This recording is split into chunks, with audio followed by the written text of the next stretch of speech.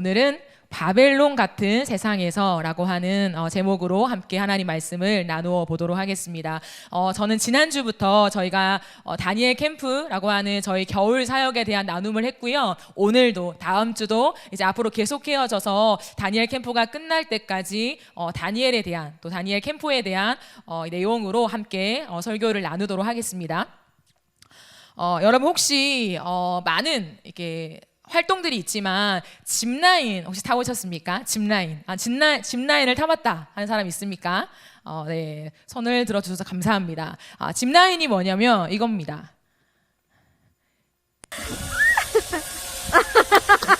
누구 얼굴이 마지막에 나올까요? 소리 계속 질렀어. 소리 계속 질러. 여기 올라오실게요. 이거 네, 누군가 얼굴을 확인하셨죠? 네, 어쨌든 네. 굉장히 강해 보이는 한 여인이지만 짚라인 앞에서는 꼼짝 못하는 모습을 보고 말았습니다. 네. 짚라인이 이런 것이죠. 저도 타봤습니다. 함께 이제 예배국에서 저희가 가서 짚라인을 탔었는데 굉장히 재밌더라고요. 그래서 좀 코로나가 잠잠해지면 함께 가서 짚라인을 타봤으면 좋겠어요. 어쨌든 이 짚라인을 타면 짚라인의 특징이 있습니다. 저는 생각하면서 한 4가지가 떠오르더라고요. 짚라인을 탈 때에 반드시 해야 될 것. 두둥 하면서 첫 번째는 뭐냐면 망설이지 마라. 망설이면은 결국에 못 타요. 그래서 망설이지 않고 두 번째는 믿고 뛰어내려라. 그래서 망설이고 앉아있으면 안 되고 그냥 믿고 내 다리를 던져야 돼서 내 몸을 던져야 됩니다. 믿고 뛰어내려라. 그리고 특징은 뭐냐면 줄이 있다라는 걸 믿어야 돼요. 그 줄의 힘을 믿어야 된다는 거죠. 줄의 힘을 믿어야 되고 그 다음 4번째는 뭐냐면 도착점이 반드시 있다라는 걸 믿어야 돼요. 짚라인은 내가 여기서 출발을 하면은 도착점이 반드시 있죠. 그리고 나를 감고 있는 이 줄을 타고 내가 도착점으로 반드시 간다라는 거예요. 근데 그 줄은 몇 가지가 있는 것이 아니라 딱 한 줄. 내가 믿고 있는 그 한 줄이 정확한 도착지에 나를 이동해 줄 것이다 라고 믿는 사람만 짚라인을 타고 내 몸을 던질 수 있겠죠. 저는 이 짚라인을 타면서 참 우리 신앙과 비슷하다라는 생각을 좀 해보았습니다. 신앙생활을 하며 살아갈 때에 우리가 이 세상에 발을 딛고 살아가지만 이 세상의 안주에서 난 여기서 잘 살 거야 라고 하는 것이 아니라 하나님이 달아놓으신 그 줄을 매달고 하나님이 이동하시는 그 길을 향하여 우리를 던져야 한다는 거죠. 근데 그 도착점이 반드시 있다는 거예요. 그 도착점이 무엇입니까? 하나님의 나라, 즉 천국이라는 거죠.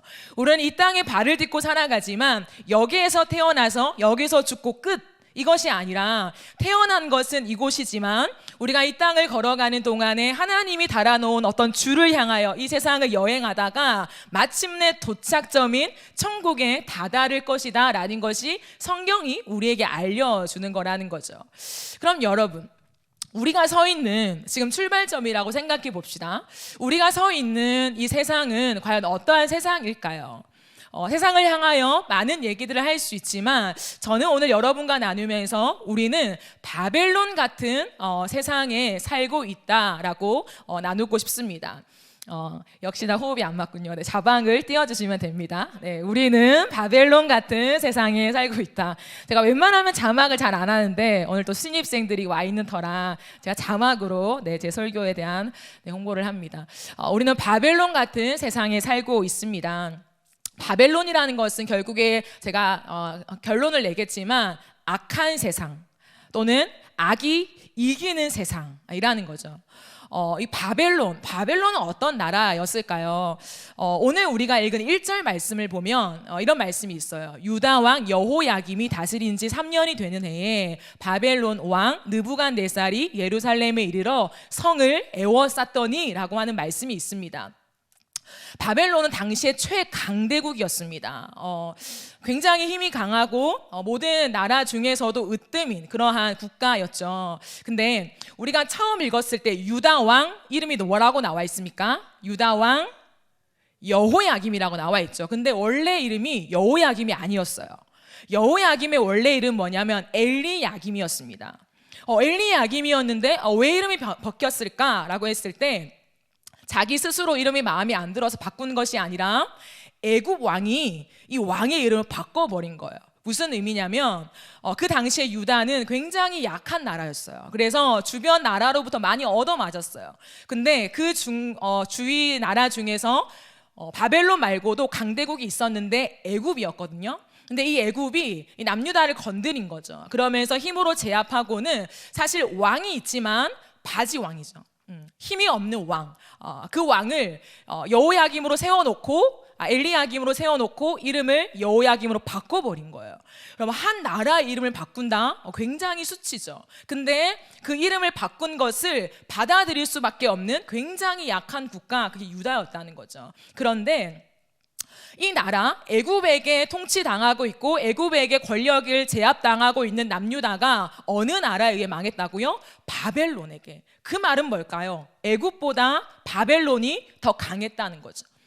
그 당시로는 최강이었습니다. 최강대국. 그래서 이렇게 힘있는 바벨론이 유다를 멸망시키게 되죠. 그래서 이 나라는 쫄딱 망합니다. 그래서 모든 사람들이 포로로 끌려오게 되죠. 근데 한꺼번에 나라가 갑자기 무너져서 다 데리고 온 것이 아니라 1차, 2차, 3차에 걸쳐서 바벨론으로 포로로 막 끌려와요. 근데 그 1차로 포로로 끌려온 사람 중에 다니엘이 있었다라는 거죠. 이 바벨론이 얼마나 하나님 앞에서 악했나라는 것을 보면요, 요한계시록 18장 2절에 보면 이런 말씀이 있어요. 무너졌도다 무너졌도다 큰 성 바벨론이요. 여러분, 우리가 성경을 잘 모르긴 하지만 다니엘을 우리가 편 이 앞장이 있잖아요, 그죠? 네, 요한계시록은 어디일까요? 성경의 맨 뒤라는 거죠. 맨 뒤에 요한계시록이 있어요. 그러면 다니엘은 구약이고 요한계시록은 신약이에요. 그러면 시간적인 갭이 엄청 크다는 거죠. 사실 요한계시록 당시에는 바벨론이라는 국가가 역사 속에서 사라집니다. 멸망당하고 없습니다. 근데 왜 요한계시록에서는 무너졌도다 무너졌도다 큰 성 바벨론이여 라고 하는 표현을 썼을까요? 이것은 진짜 눈에 보이는 바벨론이 무너졌다라는 표현이 아니라 상징이에요. 그러면 바벨론은 무엇을 상징하는 국가인가 라고 했을 때 성경에서 하나님이 악한 국가, 굉장히 악한 나라를 상징할 때 바벨론이라는 상징을 사용하십니다. 그렇기 때문에 이 요한계시록에서 바벨론은 악한 나라. 그러니까 지금 당시에 다니엘 시대 때 바벨론이 너무너무 악했다는 거예요. 바벨론을 다스렸던 느부갓네살 왕은 말할 것도 없었습니다. 나라가 악하고 타락하기 위해서는 그 왕이 타락한 거죠. 느부갓네살 왕은 우리가 다니엘을 살펴보면 알겠지만 굉장히 자기중심적이고 교만했던 왕이었습니다. 근데 이 왕은요, 유다 사람들이 하나님 앞에서 예배를 드릴 때 이런 기구들을 사용하거든요. 뭐 그릇들, 뭐 이런 여러 가지 것들을 가져와요. 그리고는 자기가 모셔놓는 여러 가지 신이 있습니다. 창고가 있어요. 이렇게 안에 들어가면 창고 있죠. 이런 창고에 신의 여러 가지 신들을, 우상들을 다 세워놨습니다. 그건 뭐냐면 이 모든 신들 다 내 밑에 있어, 이 표현이에요. 근데 거기에 유다에서 갖고 온 그릇들도 넣어둔 거죠. 그러면서 유다가 믿는 하나님도 내 발 아래 있어, 꼼짝 못해 라고 하는 것을 보여주기 위한 표현이었습니다. 그만큼 참 교만했고 그 모든 힘을 통하여서 무엇을 사용했냐면 모든 바벨론 사람들이 자신을 섬기기를 강요하고 명령했습니다. 그래서 다니엘서에 보면 자신을 이렇게 표현한, 상징한 금신상을 만들죠. 굉장히 큰 금신상을 만들고 거기에 절하지 않으면 다 죽여버리는 거예요. 또 독특한 건 뭐냐면 이 느부갓네살 왕이 꿈을 꿉니다. 근데 거기에 있는 꿈을 해석해주는 많은 똑똑한 사람들을 불러내요. 그리고는 내가 이런 꿈을 꿨는데 어떤 해석이야? 라고 묻는 것이 아니라 내가 꾼 꿈을 맞춰봐, 이거예요. 굉장히 어이가 없죠. 꿈을 말해주고 해석해주세요가 아니라 내가 무슨 꿈을 꿨는지 모르겠으니까 그것도 알아맞혀. 못 알아맞혀? 다 죽여버릴 거야. 이런 명령을 내리는 굉장히 악랄한 왕이었다라는 거죠. 이런 바벨론으로 다니엘이 끌려왔다라는 것입니다. 모든 세상의 힘을 가지고 그 모든 힘을 자신을 위해서, 자신의 위상을 위해서 살아갔던 이 바벨론, 느부갓네살 왕. 이 바벨론은 사실 우리가 봤을 때는 어떻게 그렇게 악하게 세상을 통치할 수 있을까라고 하지만 참 안타깝게도 우리가 서 있는 살아가는 이 세상과 그렇게 다르지 않다 생각합니다. 물론 겉모습에서는 당장 왕에게 전하지 않으면 다 죽여버릴 거야 그러진 않죠. 하지만 그 안을 자세히 들여다보면요, 세상이 끌고 가고자 하는 흐름 안에 들어오지 못하면 다 패배자가 됩니다. 이 세상 속에서 많은 사람들이 타고 가는 그 흐름과 유행과 목적과 가치 안에 내가 편승되지 않으면 우리는 왕따가 되어지지요. 세상의 거대한 흐름 속에 보이지 않는 노예가 되어져 간다라는 것입니다. 이 땅을 살아가면서 우리는 참 많이 자유를 외치죠. 우리에게 권리가 있습니다. 자유가 있습니다. 신입생들은 더욱더 그걸 느끼겠죠. 이 20살이 됐으니까 난 이제 자유다. 내 마음대로 선택할 수 있어 라고 하지만 사실 그 자유라는 것은 진정한 자유가 아니죠. 세상이 말하는 그 프레임, 그 틀 안에서 우리는 늘 그것을 선택해야만 나도 좀 괜찮은 사람이라고 스스로 평가되어지곤 합니다.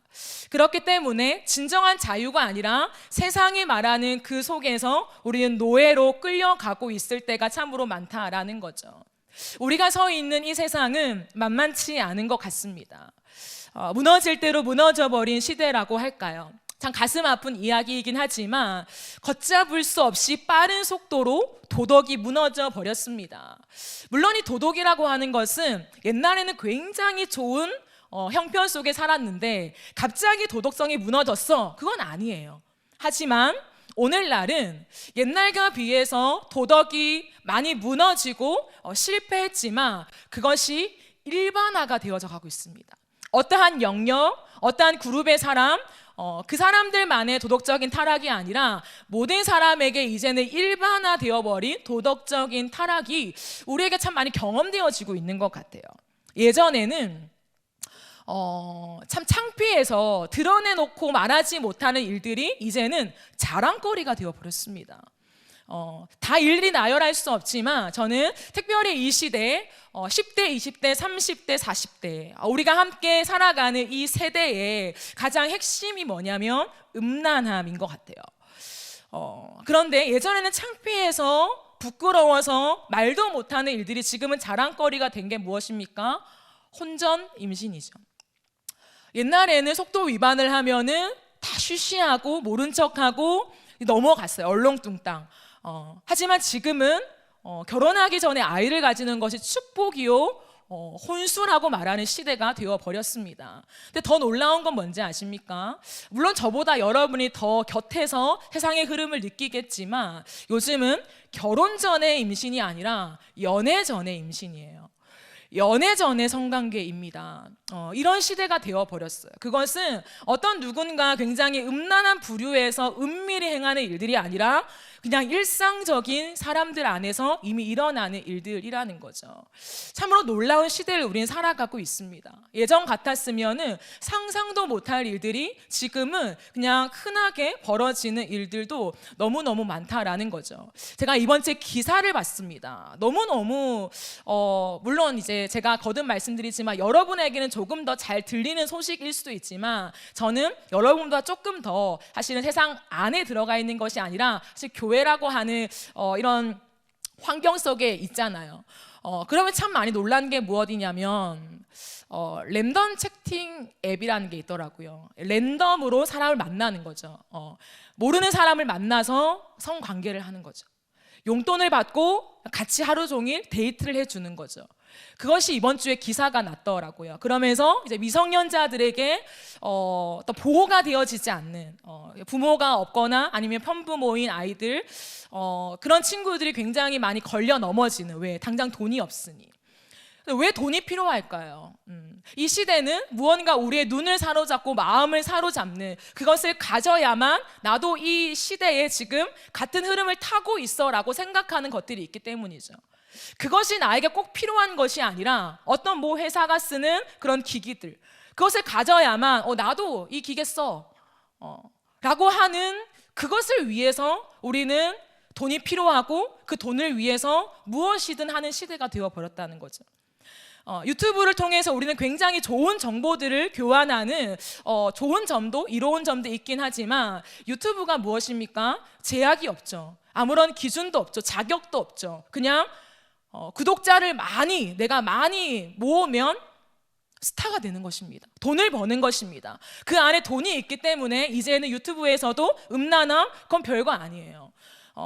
그런 시대가 되어버렸기 때문에 누군가는 공부와 학업을 위해서 진로를 위해서 유튜브에 많은 정보를 사용하겠지만 또 한켠에 많은 부류들은 그저 돈벌이를 하기 위해서 그 어떤 컨텐츠도 마다하지 않는 시대를 우리는 살아가고 있다는 거죠. 참으로 악하고 참으로 이기적이고 내 배를 채우기 위해서 다른 사람들의 타락과 다른 사람들의 삶을 무너지는 것은 생각하지 않는 시대가 되어버렸다는 거죠. 겉으로는 굉장히 화려하고 세련되어 보이긴 하지만 바벨론과 무엇이 다를까? 저는 생각합니다. 그렇다면 우리는 바벨론 같은 이 세상을 살아가는 위치에 서 있다는 거죠. 그럼 어떻게 할 것인가? 바벨론 같은 이 세상을 떠날 것인가? 아니죠. 바벨론 같은 세상 속에 서 있는 자로서, 아니 그리스도인으로서 우리는 어떻게 살아야 하는가? 그 답은 넘겨주시면요. 네, 이 세상에 안주하지 않고 믿음의 길을 떠나야 한다라는 것입니다. 세상에 서 있긴 합니다. 이 세상을 분리하여 우리는 또 다른 영역 속에 갈 수는 없어요. 하지만 이 세상에 발을 딛고 살아가는 그리스도인이라면 우리는 이 세상에 안주하지 않고 믿음의 길을 떠나야 한다는 것입니다. 바벨론으로 다니엘이 끌려왔어요. 포로로요. 힘도 없죠. 자신의 마음껏 할 수 있는 자유 아무것도 없습니다. 근데 그 바벨론 한복판에서 하나님이 다니엘을 붙잡고 계세요. 다니엘은 하나님을 보았다라는 거죠. 그러면서 이 어린 다니엘, 제가 지난주에 말씀드렸지만 10대 후반 아니면 20대 초라고 추정하는 이 다니엘, 이 다니엘이 그 속에서 망설이지 않는 믿음의 사람으로 살아가는 걸 봐요. 무언가 흔들리지 않는, 주저하거나 머뭇거리지 않고 선택합니다. 하나님 앞에서 실패를 생각하지 않아요. 내가 만약에 10일 동안에 채소만 먹겠다고 했는데 실패하면 어떡하지? 10일 이후에 내 얼굴이 정말 초췌해서 진짜 하나님 영광을 가리면 어떡하지? 하지 말까? 그런 주저함이 없다는 거예요. 우리는 신중하다, 하나님의 영광이다 라고 하는 좋은 닉네임을 달긴 하지만 그 속에서 주저하고 발을 뺄 때가 참 많잖아요.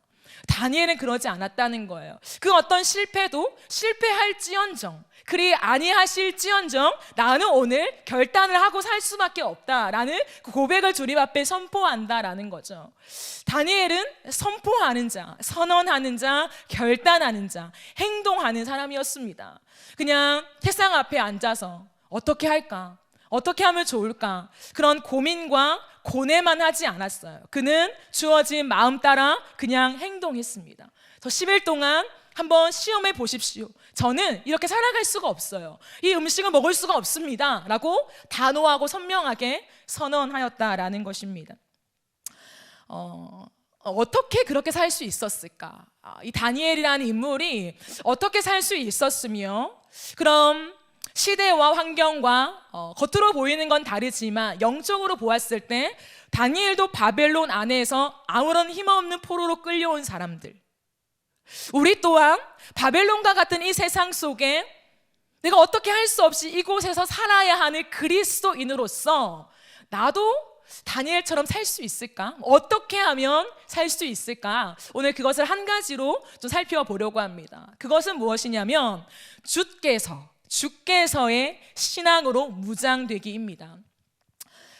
다니엘에게 무엇이 있었길래 그토록 이 어린 나이 때 결단하며 자신의 정체성을 지켜내며 믿음으로 살아낼 수 있었을까? 다니엘에게는 주께서의 신앙이 있었어요. 이게 무엇이냐면 오늘 2절 말씀입니다. 2절을 보시면 주께서 유다 왕 여호야김과 하나님의 전 그릇 얼마를 그의 손에 넘기심에 그가 그것을 가지고 신할 땅 자기 신들의 신전에 가져다가 그 신들의 보물 창고에 두었더라라고 말해줘. 지난 글씨를 보시면 주께서 넘기심에, 주어가 누굽니까? 하나님이라고 말하고 있어요. 여러분, 다니엘서는 다니엘이 쓴 거거든요. 근데 잡혀왔을 때 바로 쓴 건 아니에요. 실시간으로 일기 쓰듯이 쓴 건 아니에요. 시간이 지나서 회고하면서 다니엘서를 쓴 것입니다. 근데 다니엘이 자기가 겪은 일이잖아요. 보세요, 여러분. 한 나라가 완전 쫄딱 망했어요. 자신의 나라가 완전 쫄딱 망했습니다. 근데 이게 왜 더 중요하냐면 다니엘은 어떤 층의 사람이었다고 했습니까? 귀족층이에요. 일반적으로 나라에 위기가 오지요. 그러면 안 되지만 악한 이 세상은 위기가 오면 누가 먼저 타격을 받습니까? 서민들. 서민들이 타격을 받고요. 위에 있는 계층들은 보호를 받습니다. 이때도 마찬가지였죠. 귀족이라는 것은 위기의 순간에도 보호를 받고 어느 정도 자신의 안위를 유지할 수 있는 사람들이에요. 근데 귀족인 다니엘이 끌려왔다? 나라가 완전 쫄딱 망한 거죠. 회생 불가능한 나라의 상태가 되어버렸습니다. 그러면 이 귀족으로서 하나님의 말씀도 공부하고 하나님이 누구인가를 늘 듣고 암기하고 배우는 사람으로서 이 다니엘은요, 하나님 앞에서 회의감이 들지 않았을까요? 하나님, 아무리 우리나라가 하나님 앞에 죄를 저질러도 이건 너무한 거 아니에요? 그래도 하나님의 백성인데 어떻게 나라가 쫄딱 망합니까? 나는 그런 하나님 믿지 않을 거예요. 하나님 죽었네요 라고 하나님을 등지고 사실은 이 포로에서 살아남을 궁리만 하면서 살아갈 수도 있다는 거예요. 근데 다니엘은 무엇이라고 말하냐면, 다니엘서를 기록하는 그 초두에 무엇을 선언하냐면 주께서라고 해요. 1절에서 인정합니다. 자신의 시대적인 배경, 자신의 상황을 인정해요. 쫄딱 망했다. 바벨론이 힘 있는 강대국이 우리나라를 완전 멸망시키고 우리는 포로로 끌려왔다. 인정했어요. 근데 다니엘의 눈에는 뭐가 있냐면 주께서. 겉으로 보이기에는 이 나라 속에 힘 있는 바벨론, 모든 것을 장악하고 있는 느부갓네살 왕이 승승장구하면서 이 유다까지도 다 몰살시키고 자신들의 나라의 인력으로, 재력으로 다 가지고 왔는 상황 속에 있긴 하지만 다니엘이 흔들리지 않고 바라보고 있는 시선은 뭐냐면 주께서라는 거예요.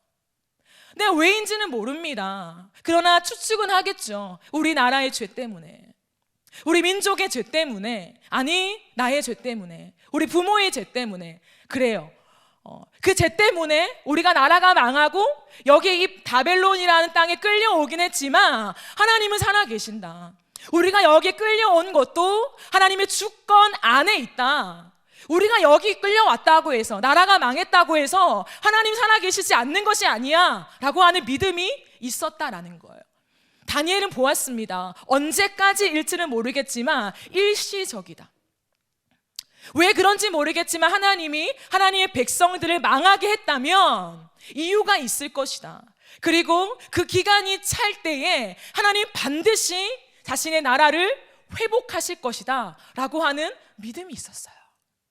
이 온 땅 가운데 하나님이 주권적으로 다스리고 계시는, 보이지 않지만 여전히 역사하고 계시는 주님의 손을 보았다라는 거죠. 제가 초도에 말씀드린 이 짚라인, 두렵고 초조하고 뛸까 말까, 위험하면 어떡하지, 내가 할 수 있을까, 그렇게 주저할 때는 잘 보이지 않아요. 그런데 여러분, 결단하고 뛰어내리면요, 뭐가 보이는 줄 알아요? 줄밖에 안 보여요. 내가 붙잡고 있는 줄이 내 손에 느껴지는가 안 느껴지는가, 그것을 붙잡고 그 길을 가는 거예요. 그냥 다니엘은 망설이지 않고 뛰어내렸습니다. 하나님 살아계심을 선포했어요. 그러면서 그 줄을 보았어요. 지금 어디로 가는지는 모르겠지만, 이 줄이 언제까지 긴 여정인지는 모르겠지만 반드시 하나의 줄에 내가 매달려 있다. 그것은 하나님의 주권적인 통치다. 하나님 나를 버리실 분이 아니야. 하나님 나를 놔두실 분이 아니야. 나는 하나님의 역사의 줄에 매달려 있어. 그래, 가자, 믿어보자 하고 더 강력하게 그 줄을 붙잡았다는 거죠.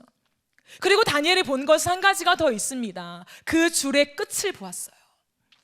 이 외줄, 한 줄밖에 없지만 이 줄이 지금 어디를 향해 가는가? 반드시 하나님이 작정하신 독착지가 있다.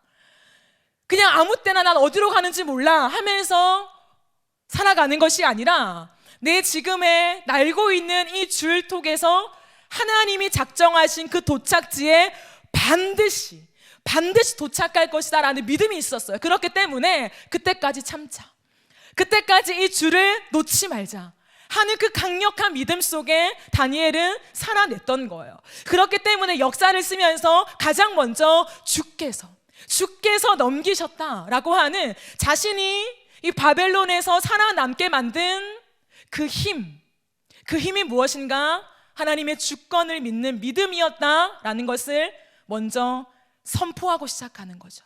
이것이 다니엘의 결이었어요. 우리가 요즘 말하는 그 결. 다니엘의 그 결은 언제나 하나님의 주권을 믿는, 그 앞에서 하나님을 향한 시선을 떼지 않는 그의 믿음이었다는 것을 성경은 증언하고 있다는 것입니다. 여러분, 오늘날 우리가 이 땅을 살아가면서 무엇이 중요할까요? 여러분 보세요. 많은 사람들은 얘기합니다. 그래, 그리스도인들이 이 땅에 교회가 깨어 일어나서 많은 도덕적인 부분들을 좀 개혁하면 되지 않을까? 교회가 정신을 차리고 사회적인 문제에 좀 뛰어들어서 이 사회적인 이 안타까운 일들이 벌어지지 않게 기독교가 좀 일어나야 되지 않아? 라고 생각합니다. 정치도 마찬가지고요. 이 정치를 이렇게 놔둘 것인가? 기독교인들이 다시금 일어나서 이 정치에 이 더러운 바닥을 다 끌어올리고 휘집어내서 다 보여주고 뒤집어 엎자, 그 개혁할 사람을 기다릴 수도 있습니다. 저는 그것이 필요하다고 생각하는 사람 중에 한 명이에요. 그렇기 때문에 여러분과 늘 이 시대를 주도하라라고 하는 시리즈 설교를 통하여서 사회적인 문제들을 많이 이렇게 언급하고 다루기를 요청하고는 있죠. 그러나 그것이 해답은 아니에요.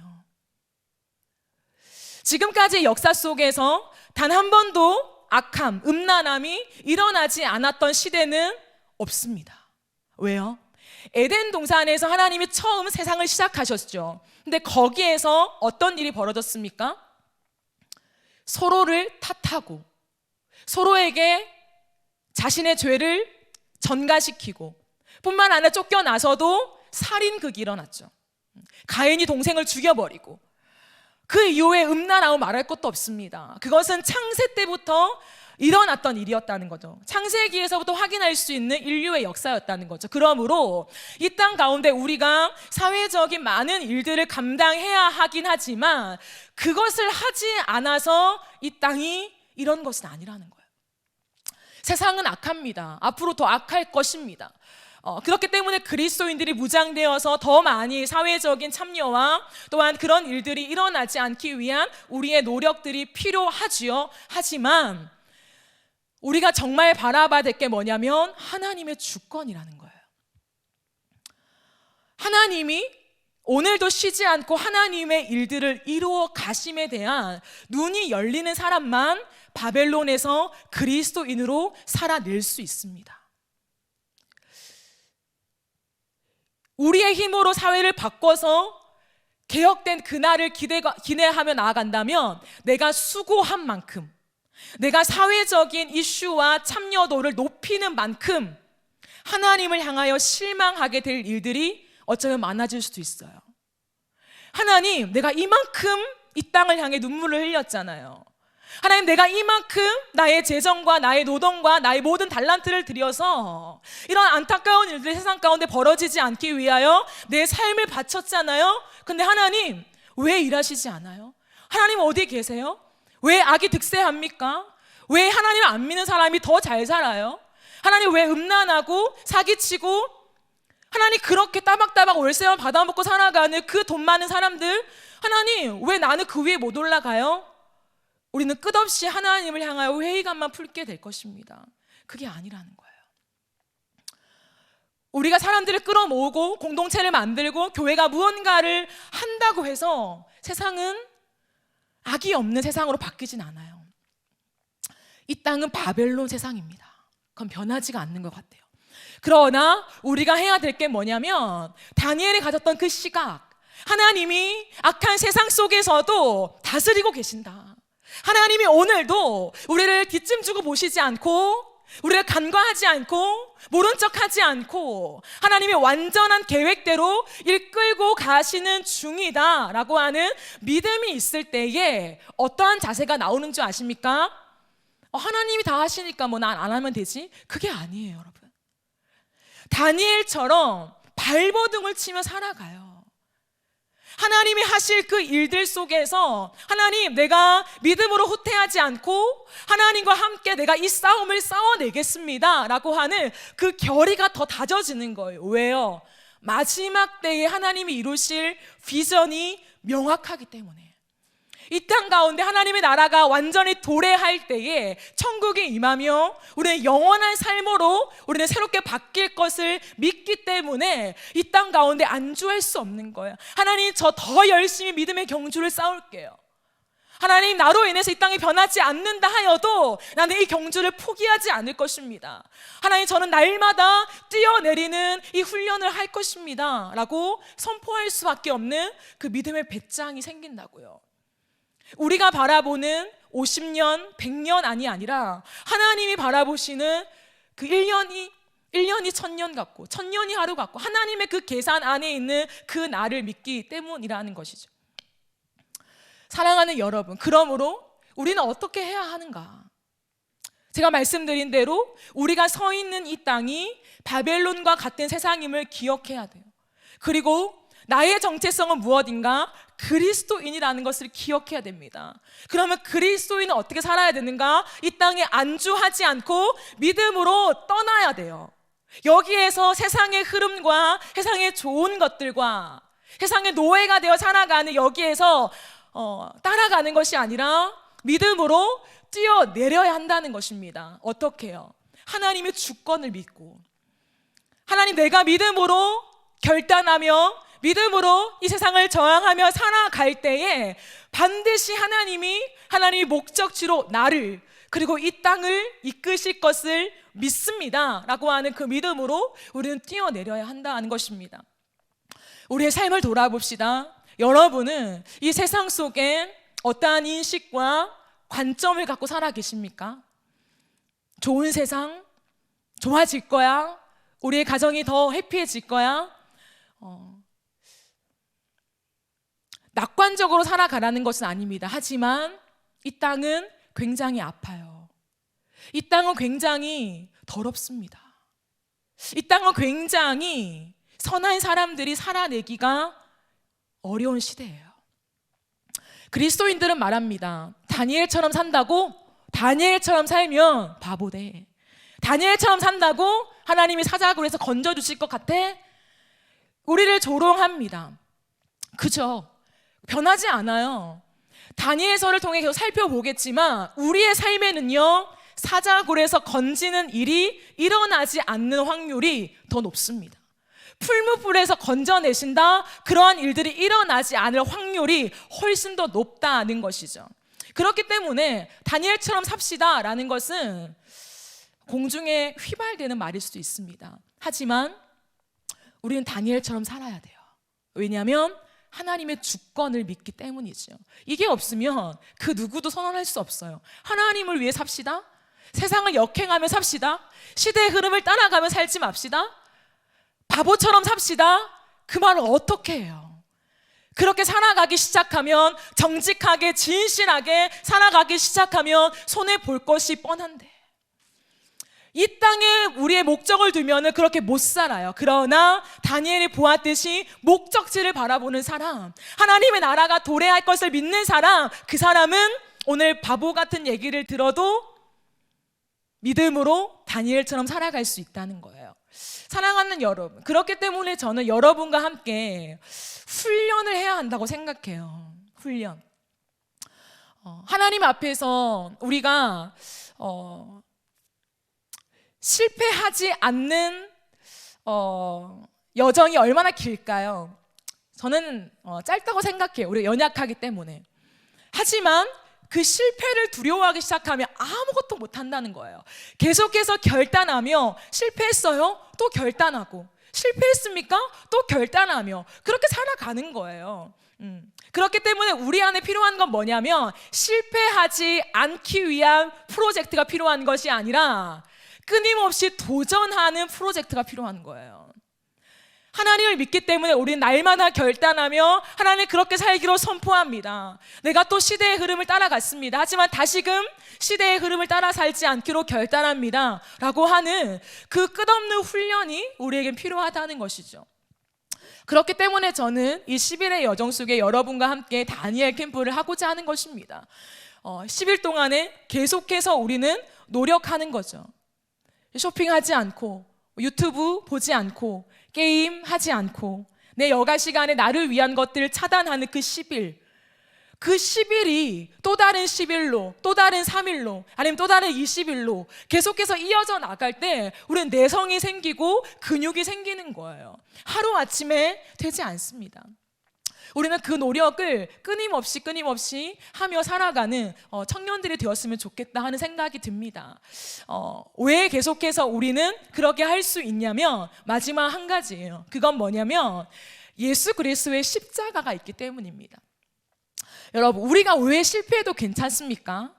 그냥 마냥 실패해도 괜찮아 여러분, 그것으로 우리는 위안 삼을 수 없어요. 왜냐하면 괜찮아 하는 그 사람이 내 인생을 책임져 줄 건가요? 아니죠. 무언가 확실한 게 있어야 실패해도 괜찮아 라고 말할 수 있는 거예요. 저는 여러분께 그냥 실패해도 괜찮습니다, 다시 일어납시다, 도전합시다, 그게 청년의 패기 아닙니까? 그렇게 말하고 싶어서 지금 설명하고 있는 것이 아닙니다. 제가 여러분의 인생을 장담할 수 없는데 어찌하여 실패가 괜찮다고 하겠습니까?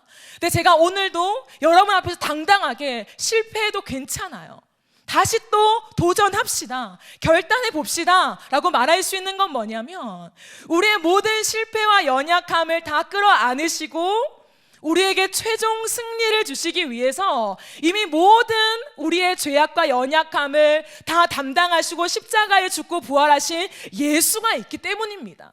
그 예수는 2000년의 십자가에 달릴 때만 유효한 것이 아니라 오늘 이 현대를 살아가는 저와 여러분에게는 더더 유효한 그 이름이요, 능력이라는 거죠. 실패해도 왜 일어날 수 있느냐? 예수 때문에 하나님이 다시 우리를 받아주시는 거예요.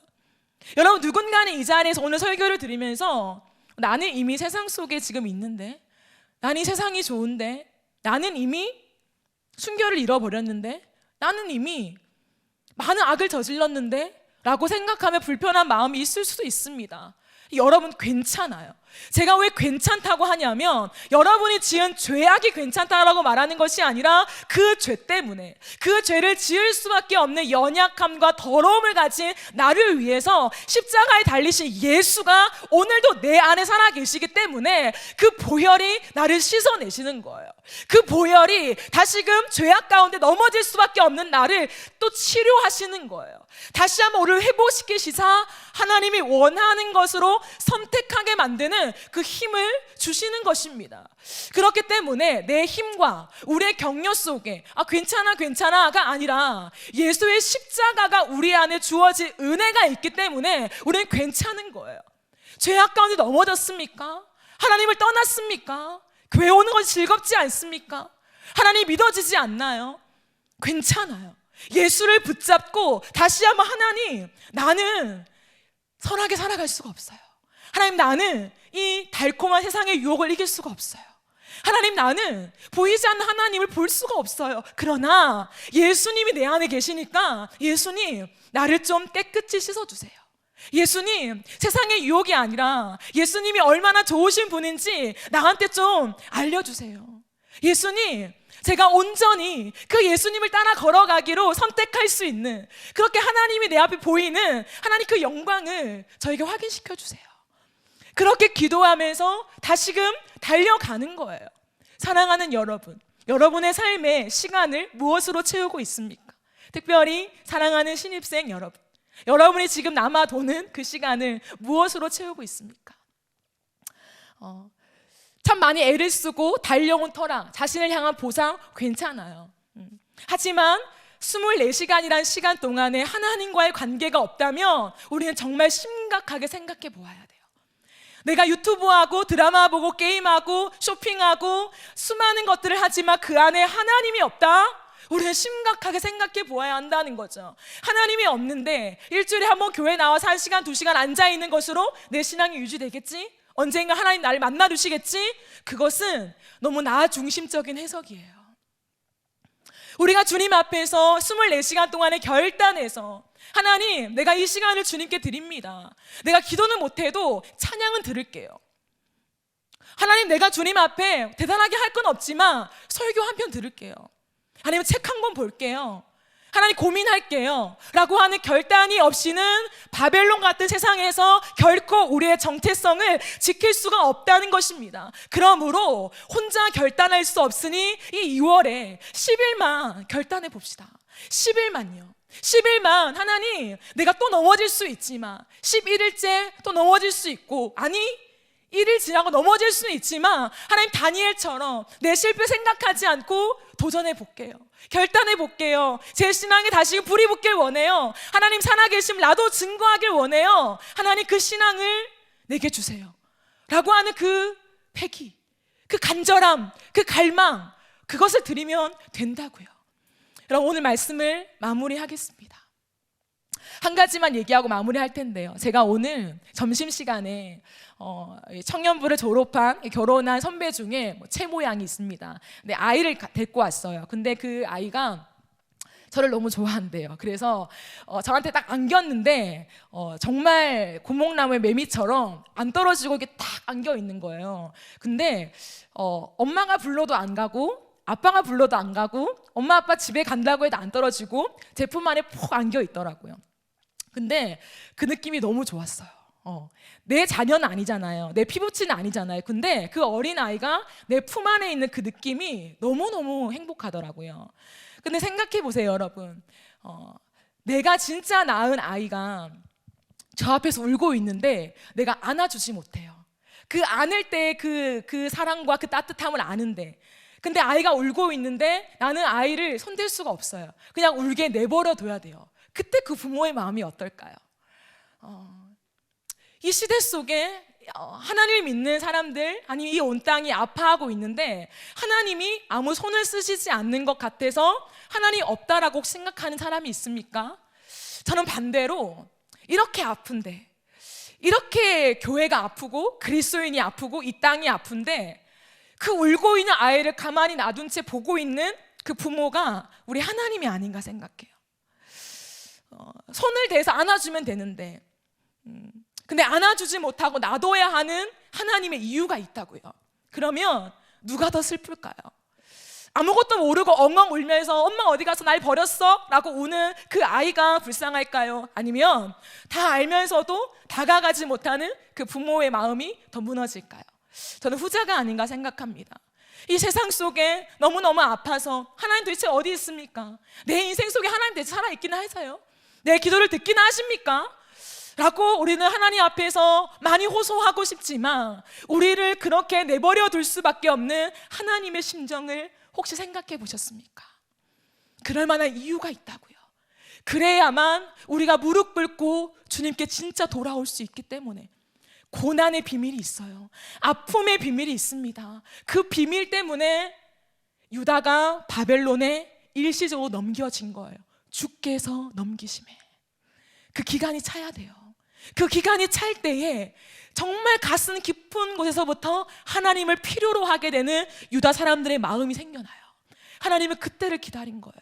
우리의 인생 속에 고난이 있습니까? 아픔의 여정들이 있습니까? 저는 오히려 죄송하지만 그것이 은혜인 것 같아요. 아무런 고난도 없이, 아무런 불편함도 없이, 아무런 부족함도 없이 살아온다면 하나님이 들어갈 틈이 없어요. 우리의 인생 속에. 그러나 고난이 있고 아픔이 있고 아무리 기도해도 하나님 응답이 없는데 내 손 쓸 건 아무것도 없을 때 들어갈 수 있는 하나의 창구는 하나님밖에 없기 때문에 또 엎드리는 거예요. 또 하나님 이름 부르는 거예요. 그 속에서 하나님을 진짜 만나거든요. 그래서 고난이 유익인가 봅니다.